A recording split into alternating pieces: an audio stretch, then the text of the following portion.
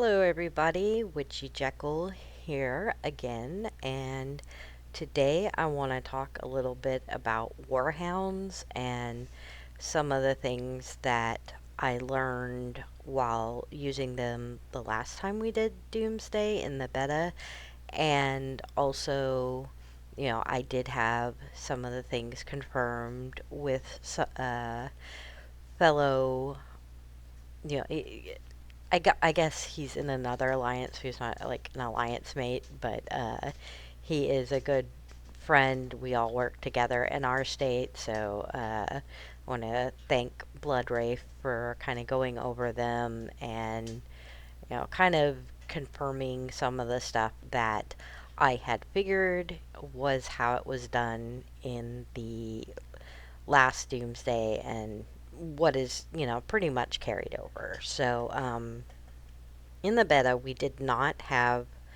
these Warhound labs.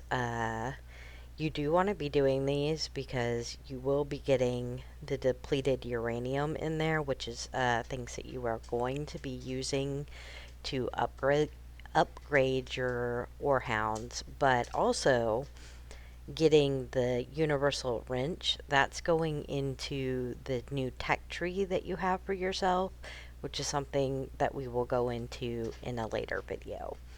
So, if I go to hit this, it's gonna say I can't. So, this would be the one I could challenge.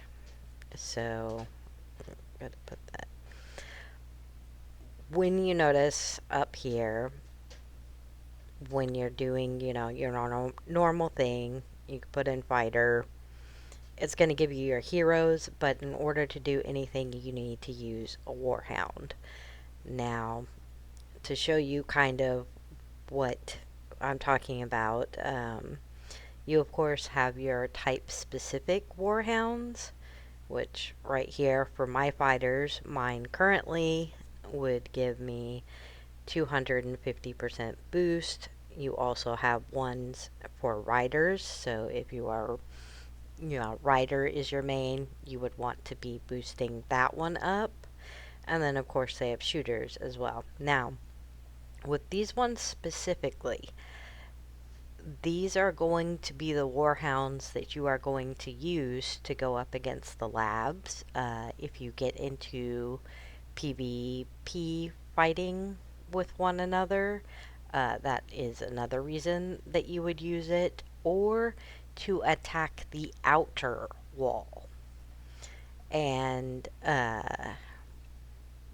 that's basically what these are going to be used for. I do have a, you know, rage one, which is kind of like it gives to all, the stuff, but I don't really mess with that one because, it's just not something that I really have an interest of putting anything into because I just don't use it enough. However, when you have your siege machines, these are the ones that you are going to be using in your center part of the, what are they even called?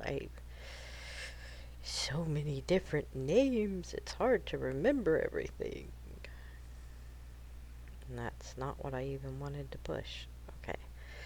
So, your footholds, that's what we're calling them. So, the footholds, as you remember from the video I did yesterday, it, of course, is surrounded by the wall.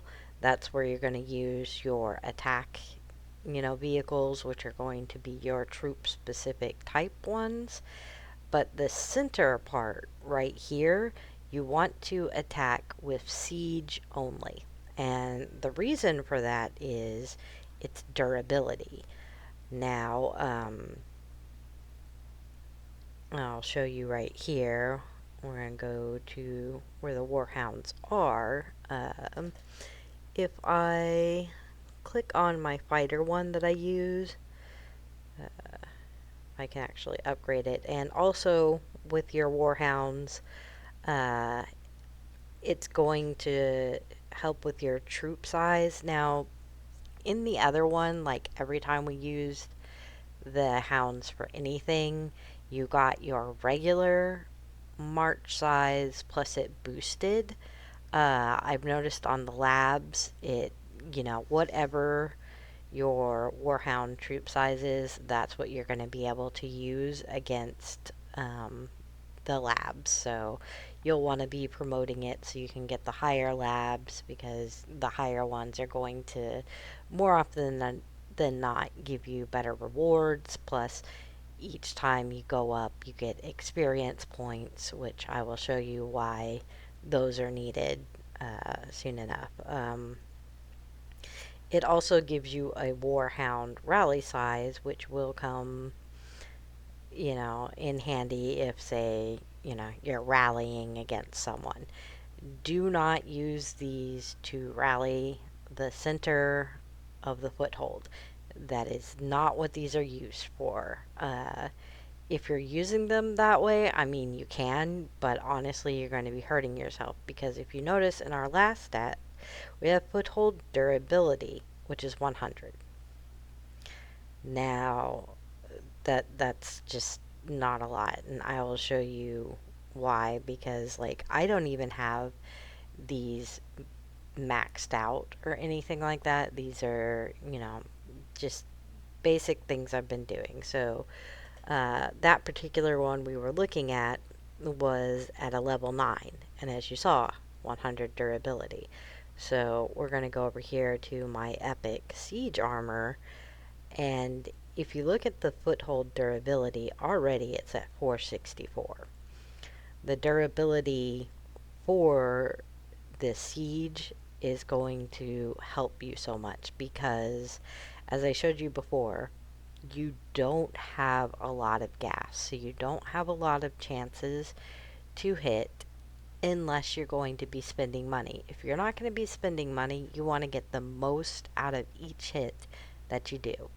In order to do that, you're going to want to use your siege hounds as what you're doing in the center, your attack, troop specific ones for everything else. So just remember that. Siege goes in the center of the foothold. Your other things go to everything else. So, this kind of shows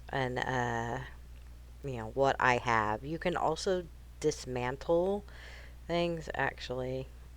Uh, let's just go ahead over here and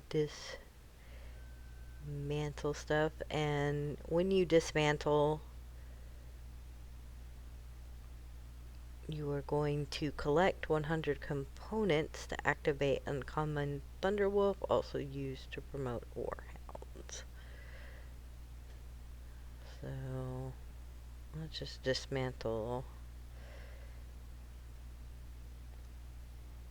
the common siege armor because I have an epic one. I don't need that one anymore. The wolf, what is it? Rider. I don't use Rider, so I'm going to dismantle it. So I don't need those anymore. What I have done, though, is I have given myself more points to be used for upgrading and stuff like that. So just like with anything, you can use your dismantles to your advantage. If you have a better Warhound, obviously you want to be putting into that, and you want to kind of ignore the lesser ones. So let's go right now. If we go look into quest, under your weekly quest, you will see that assembling Warhounds is part of it.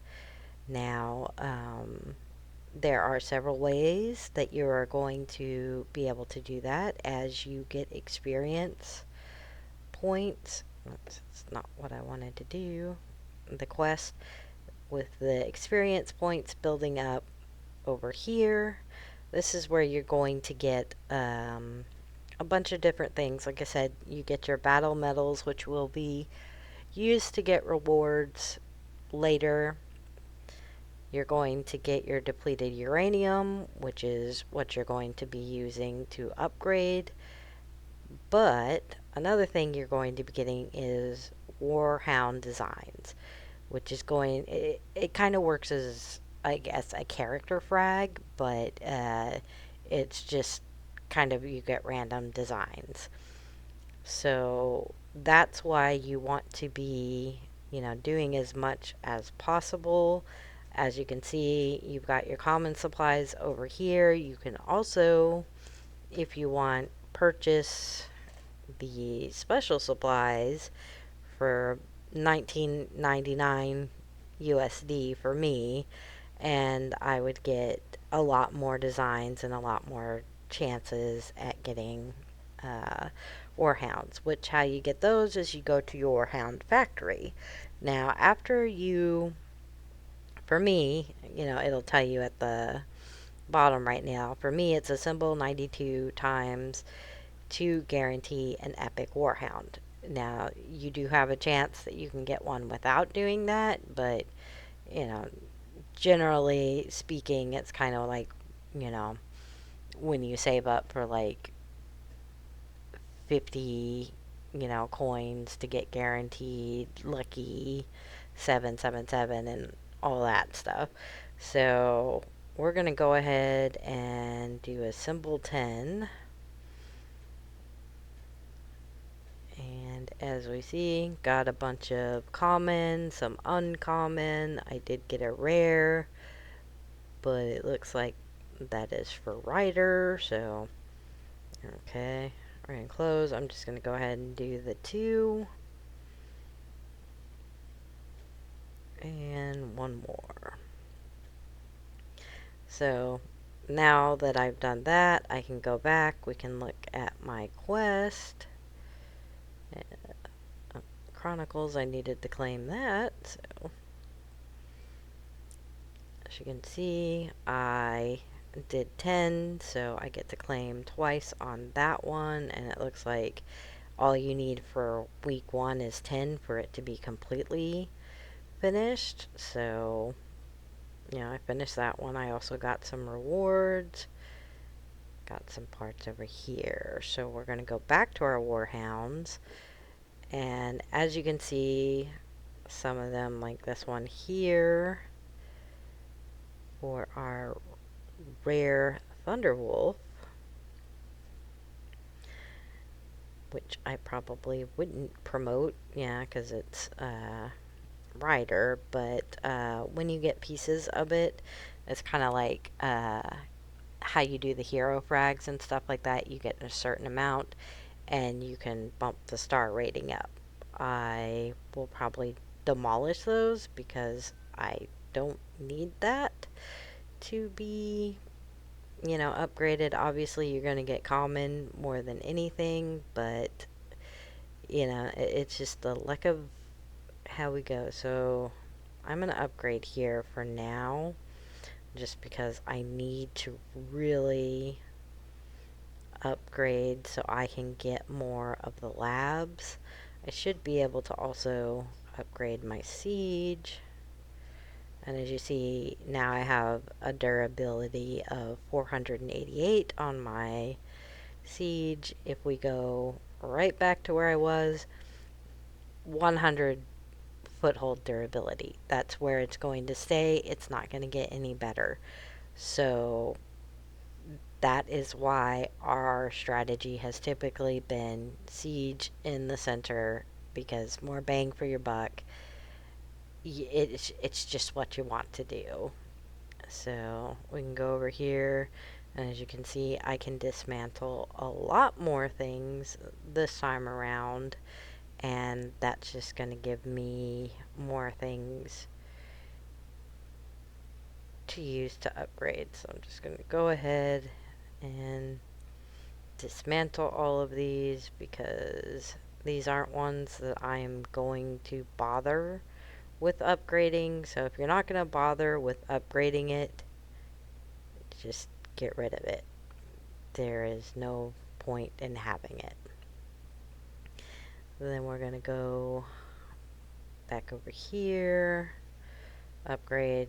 And like I said, I am focusing on this, but once that's out, I will come over here and upgrade my siege. As you can see, foothold durability is now up at 500, so that is really going to help out whenever, it's just a balancing act of what you want to do. Everything else you can see I've left at level 1.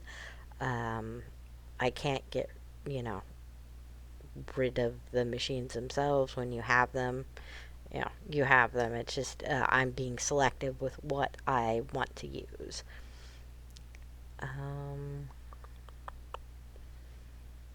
we go to quests since I've already done that. Now in week 2, typically it will also have a, you know, boosting up your warhounds and things like that. Uh, it could have changed. Week 2 could be completely different than the week 1 things that you want to get. Also, when you go into the Warhound factory, if you want to spend money, obviously you are welcome to do so to get 5 designs plus 10,000 depleted uranium. You also get a level 2 alliance box and of course some diamonds. That's 499 USD for me. And then you also have Warhound designs, which, you know, again, you're just going to get 499. You get 5 of them. You get a level 2 alliance box and 1,100. You can spend a lot of money and end up getting, really awesome, beast of warhounds that are going to help you, but you really don't need to. With this guide, it's kind of told you where you want to focus as far as what you want to do. If you're wanting just to like fight things, fight people, just break into the walls, I would just focus on your troop specific one. But really, you need to add a siege in as well because, especially as the map opens up more and you get more into the center area right here, it becomes harder to actually take the middle foothold. After you have broken down the wall, you basically have to throw everything you can at it. So the more people that you have that are also working on their siege warhounds, the better your team is going to do overall. Or, you could not listen to me and do it however you want to, however makes you, feel better. This is just advice that I have been given, that I have seen work, and, I'm just putting it out there for the community to take it as they will. And, I hope you get something out of it. It, will help you with your gameplay greatly, especially, with what you want to do. And that's just the thing. You could be here at Doomsday and you don't want to go for the center, or, you're going up against teams where you're like, I'm not going to be able to. Well, I've just told you, where you need to focus your warhounds to get the most out of your playability. I will say, when you are doing things, the first place that you have is typically the biggest one. That is going to become your safe area.